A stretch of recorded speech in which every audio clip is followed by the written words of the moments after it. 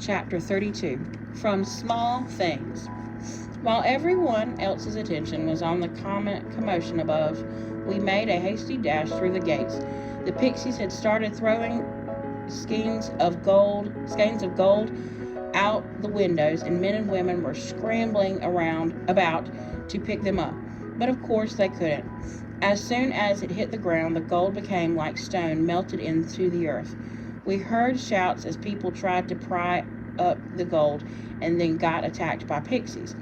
I guess the pixies had claimed the gold as their own. They would have gold nests all over the castle now. By the time we reached the base of the mountain, the day was nearly gone. Red and I didn't speak much as we traveled.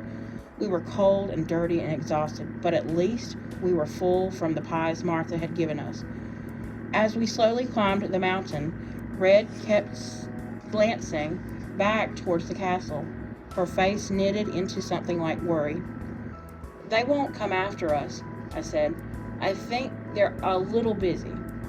"No, it isn't that. Do you think they'll be all right?" I had to laugh. Red concerned? About the miller, no less? "They'll be fine once the swelling goes down." Then we both laughed. Tears streaked our muddy faces.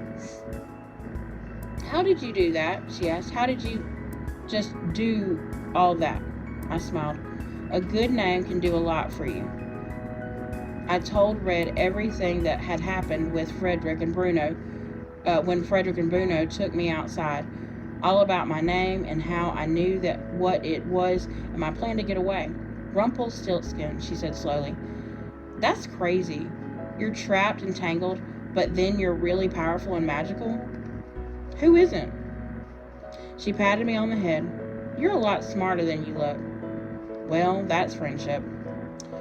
"And you really are taller than me," she said, holding her hand up to my head. "Not that it's saying much," she finished, punching me in the arm. "That's friendship too." We reached the edge of the village just as the sun was going down, casting a sparkling pink glow over the snow. Gran's cottage was dark and empty and cold. It looked so lonely. "You can come to my house. Mother wouldn't mind. She probably wants to thank you for, saving my life."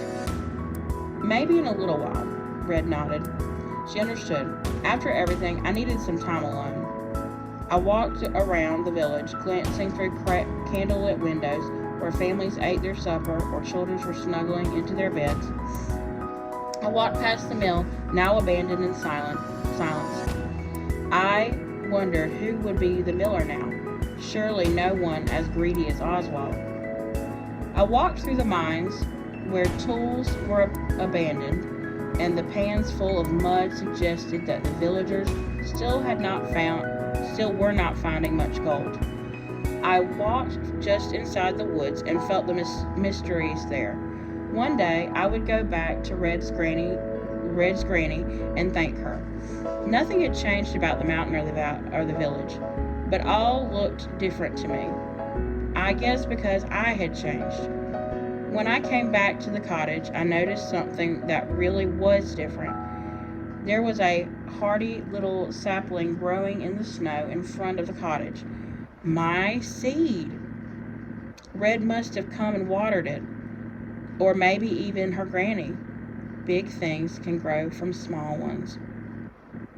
What would it grow to be? I hope a giant apple tree. Inside the cottage, I found my mother's spinning wheel in front of the fireplace, old and scratched. It had caused so much trouble, but it was still beautiful to me, because it was hers. Because now I knew the destiny she had wished for me. I brushed my hands over the wood and spun the wheel. Its whirl ringing like music.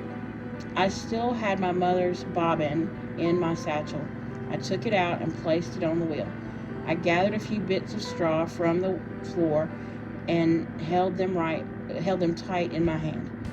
Red once told me that magic was inside of her. She was right. But Ida had said that magic was everywhere, in the sky, in the air, in the sun. She was right, too. The magic was inside of me and outside of me, in everyone and everything. And everything had its own unique kind of magic. It was in trees and trolls, squirrels and rabbits, mountains and rivers and rocks. It was in my feet and my fingers and in my heart. I could feel it now as I began to spin. Straw is straw, I thought. The straw snapped and sputtered through the wheel.